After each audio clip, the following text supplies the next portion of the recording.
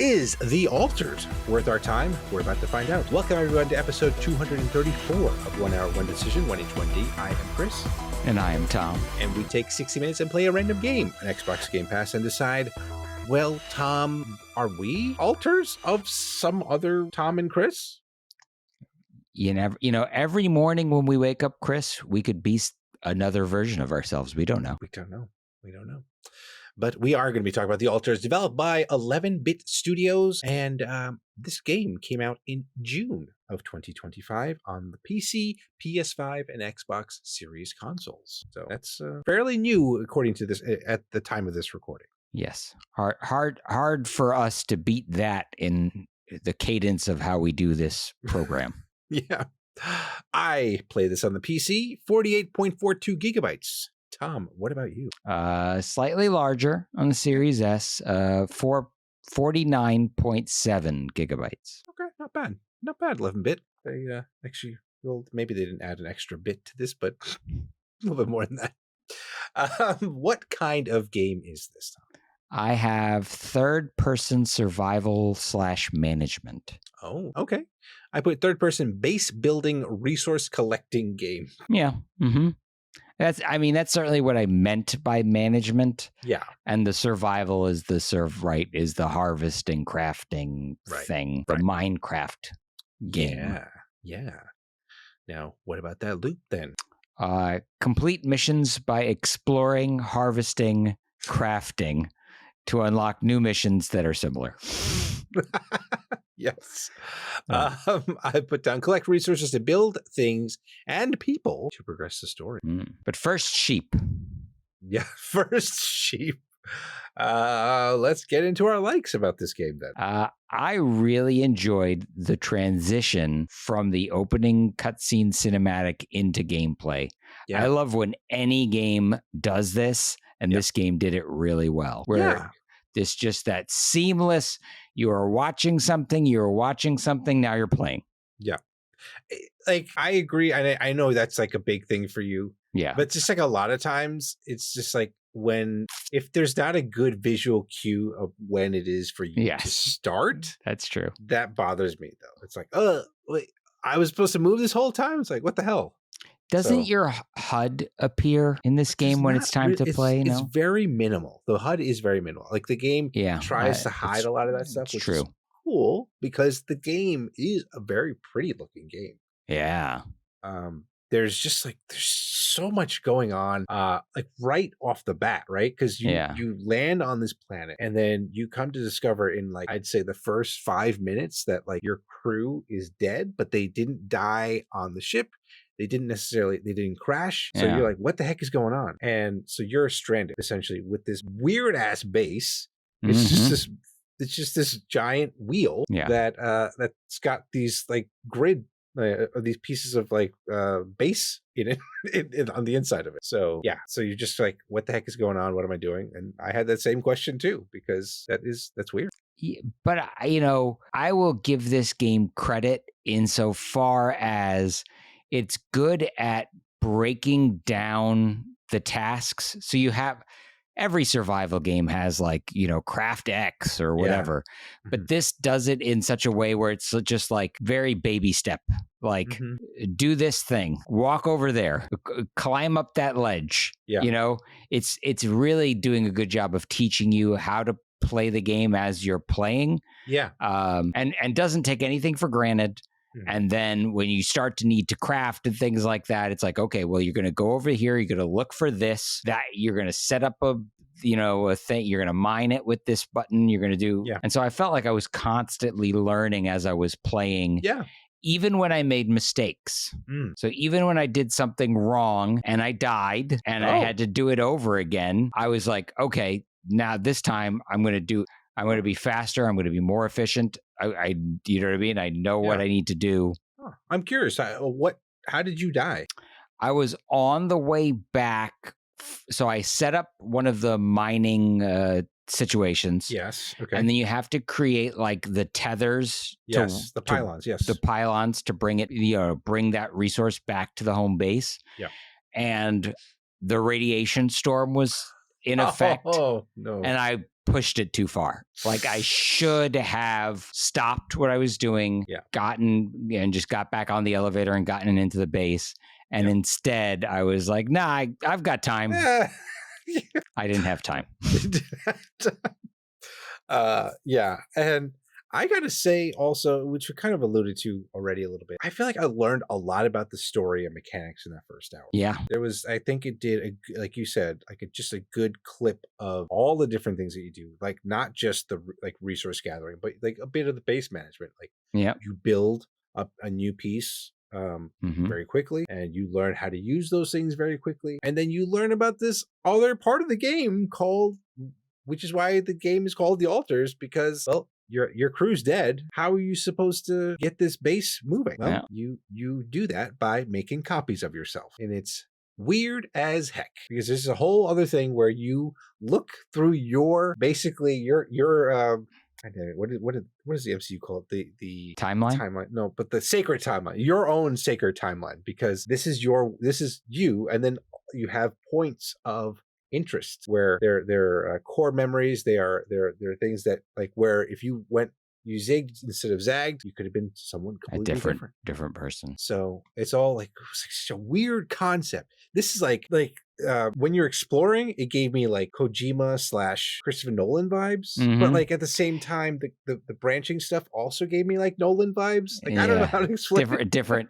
Well, the world is dark and broody. Yeah. And normally, like, I can't stand that because I hate playing the games in the dark. Yeah. But somehow this was still pretty and interesting, maybe because of the storms, maybe because of the weather. I was like, nah, I'm here for this one. Like, I'm okay with this world being gray and wet. And there was like, they had enough light for you to not to be like completely in the dark. Yeah. Right. And they did some weird like lighting things, like when you go through that and mine the rupidium.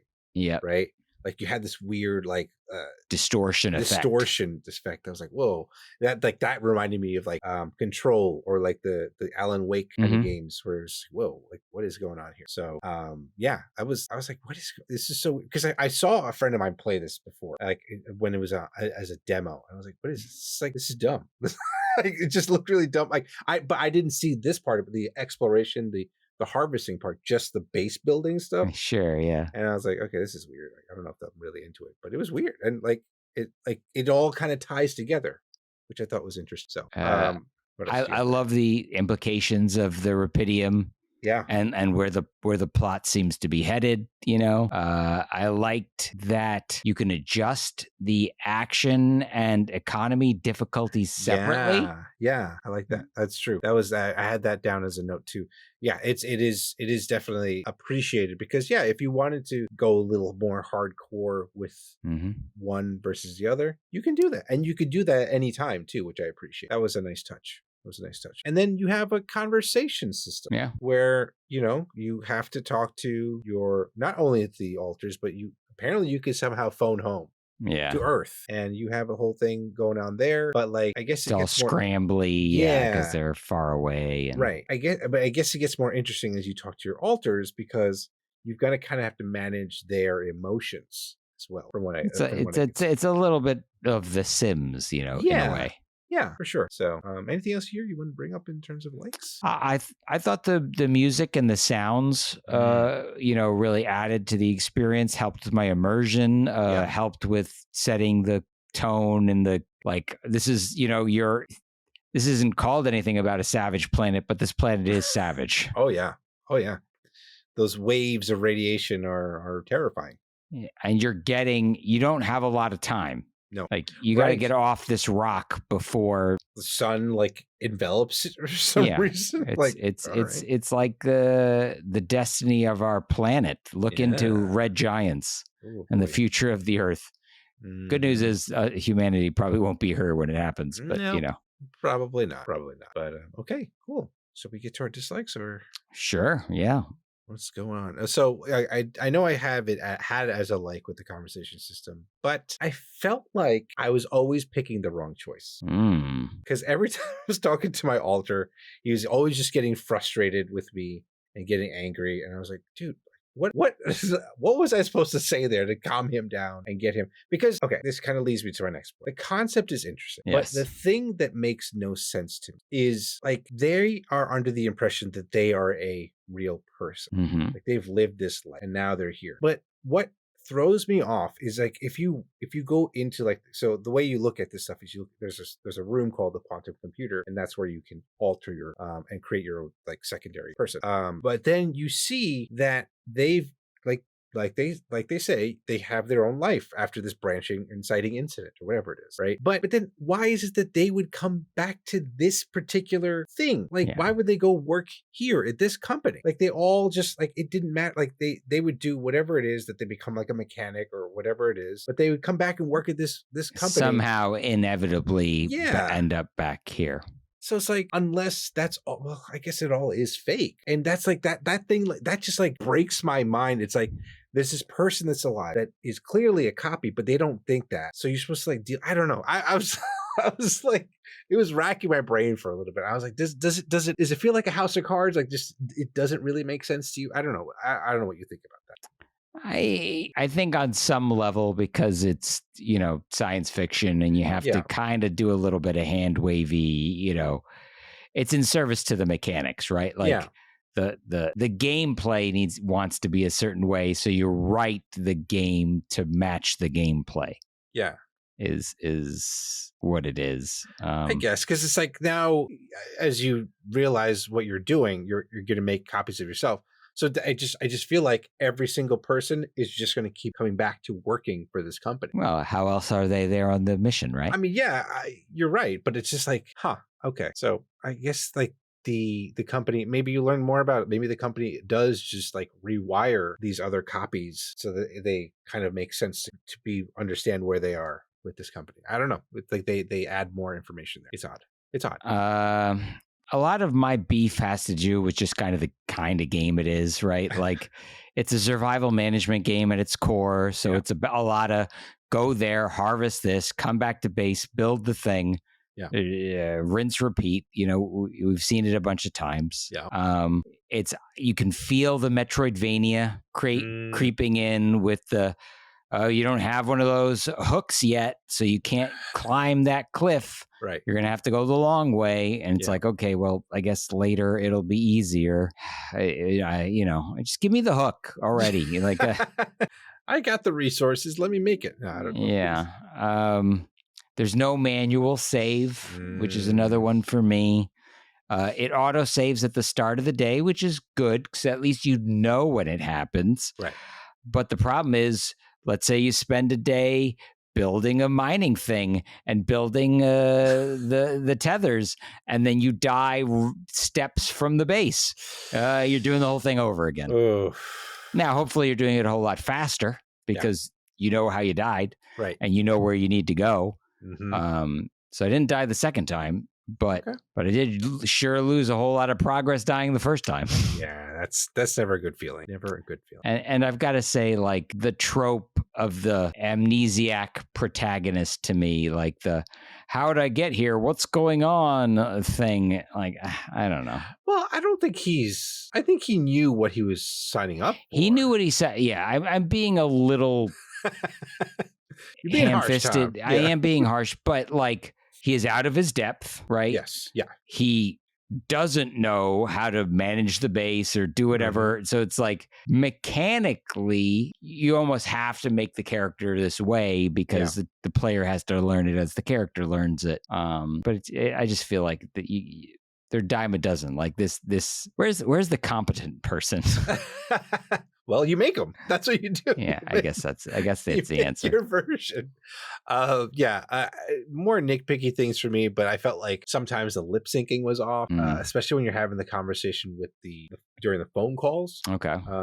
And then the other part about during those phone calls is sometimes there's just like a big pause in between one person saying something and the other person like picking up or continuing the conversation. And so it just felt stilted in that way. But like when you're having a conversation with your alter, it was fine for the most part. But again, like I was just, I guess because they're present and not light years away. Okay, I could see that then. Okay, that's fair.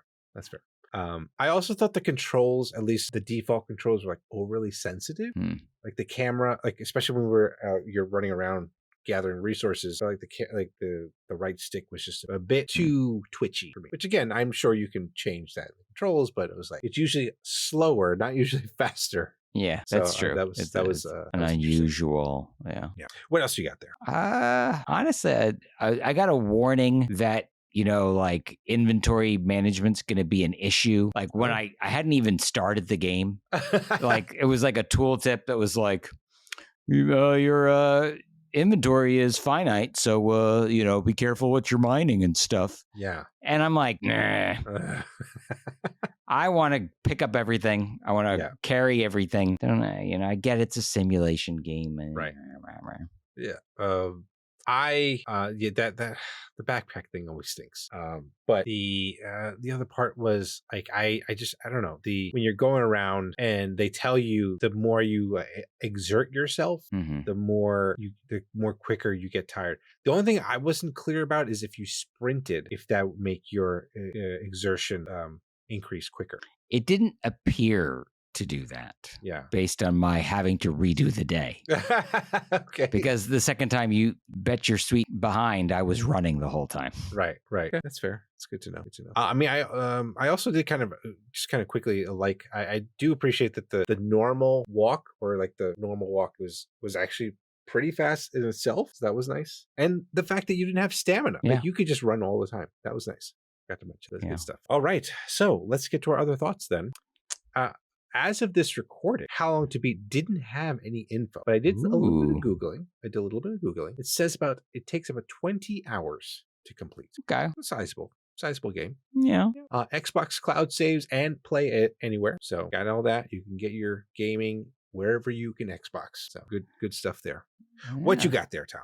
Okay, so it's a simulation, right? Yep. And there's management is important, and managing your time is important. Right. 1 second of real world time is equivalent to 1 minute of in-game time.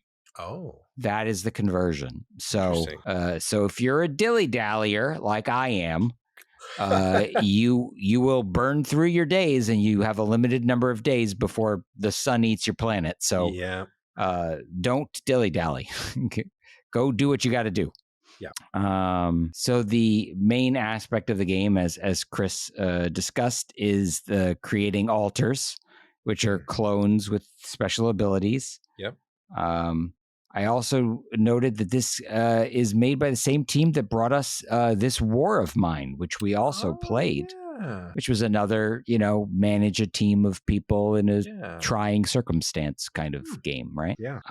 Apparently, the mechanics are inspired by a game called Satisfactory, which is a factory management game that I've never played. And there are, but it's, pretty popular. I think a lot of our listeners have. I've heard of it. I've not played it, but I've had friends that tell me to play it. I'm like, I don't know. Yeah, I don't want to work in a factory. That sounds like a terrible thing to do on my free time. So there are 11 versions of, is it Jan? I thought it was Jan. Jan. It's spelt Jan, but it's Jan. Jane. And they're all voiced by this Alex Jordan person who is, I guess, pretty well renowned in the voice acting world. Very cool. Has a fair amount of voice acting credits. So very cool. Like you know what, like the thing as you're kind of describing that, and now thinking about it, this game also reminds me of that show Orphan Black. I don't know if you've ever heard. Yeah. So it's like the other versions of this person, but yeah. And yeah, I appreciate that he had like subtle differences in the voices. Yeah. It's like D. Bradley Baker doing the clones in Clone Wars, where it's like the clones have, right? They're all clones, but they have different lived experiences and therefore have slightly different voices, as a consequence. Yeah. Kudos. Well done. All right, Tom. Now we need to decide, are we keeping this game on our respective hard drives, or, well, are we like the crew that died in those shuttles, just leaving the game in that and never returning to it? So you can imagine I was really, really frustrated by losing a full day of progress. Yeah. And it really impacted how I spent my first hour. But I really do feel like I learned from that mistake, and I want to keep going because I never even got to the altars. Really? Yeah. I mean, think about spending a whole extra Jeez, day that's doing true. something That's else, true. right?